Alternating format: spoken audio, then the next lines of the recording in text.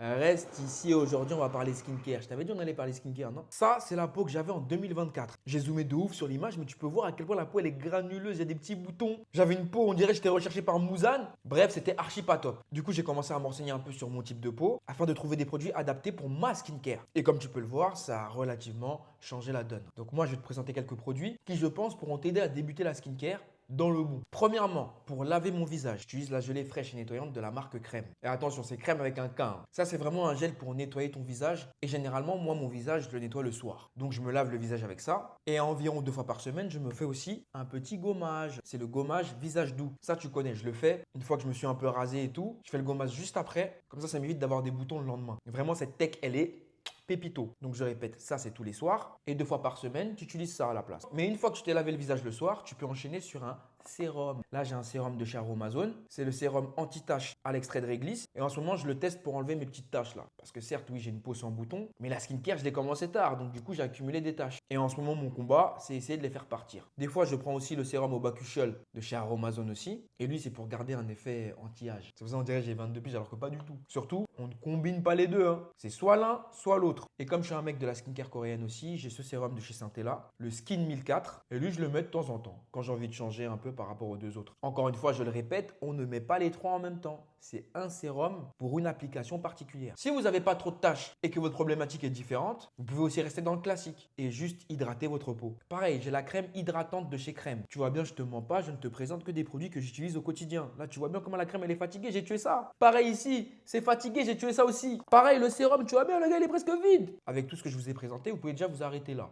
pour le soir. Le lendemain matin, vous lavez votre visage avec de l'eau sans rien mettre dessus parce que forcément, la crème et les produits vont pénétrer pendant la nuit. Donc le matin, vous lavez votre visage simplement et j'utilise mon arme secrète et je vous l'ai déjà montré mon arme secrète. La crème solaire de chez SVR SPF 50, le gel ultra mat. Cette crème, c'est ma meilleure pote, c'est ma cousine, c'est ma sœur. En plus, elle est matifiante, donc ça fait que ça atténue les taches à porter toutes les 2 heures. Parce que la veille, vous avez mis des sérums, vous avez mis des crèmes, etc. Il faut mettre ça, c'est méga important. Et vous allez voir, vous faites ça pendant 3 mois et votre peau va commencer déjà à changer. Et surtout, j'allais oublier, je vous supplie, Seigneur, mettez du déo, pardon.